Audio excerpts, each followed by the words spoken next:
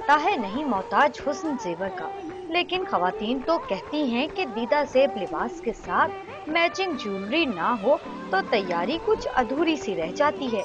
जब ही तो सोने की कीमतों में इजाफा हुआ तो मरती क्या ना करती वाली मिसाल सादिक आई और खवातीन ने सहारा लिया मसनूई धातों से बने ज़ेवरात का।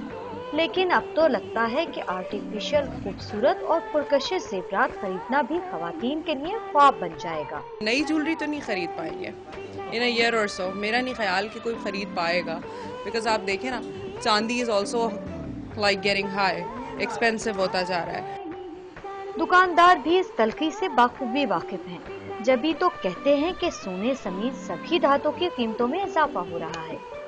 आर्टिफिशियल जो चांदी नहीं अफोर्ड करते वो आर्टिफिशियल की तरफ आते हैं, तो इसमें भी क्वालिटीज़ हो गई, इंडियन अलग हो गई है, चाइना की अलग हो गई है, इटालियन अलग हो गए, तो सबके प्राइजेस डाउन के वजह अप होते जा रहे हैं, हर चीज़ के प्राइजेस बढ़ते हैं। अज़ल से ज़ेवरात खवातीन की अव्वलीन पसंद है। यही वजह है कि खवातीन बनाओ सिंगार में सबसे अहम जुज़ ज़ेवरात को ही करार देती हैं। हमेशा से दिलकश और दीदा ज़ेब ज़ेवरात पहनना खवातीन की कमज़ोरी रही, मगर बुरा हो इस महंगाई का जिसने खवातीन को उनके शौक से दूर कर दिया है। कैमरामैन आसिम जफर के साथ नुसरत वसी, डॉन न्यूज़, कराची।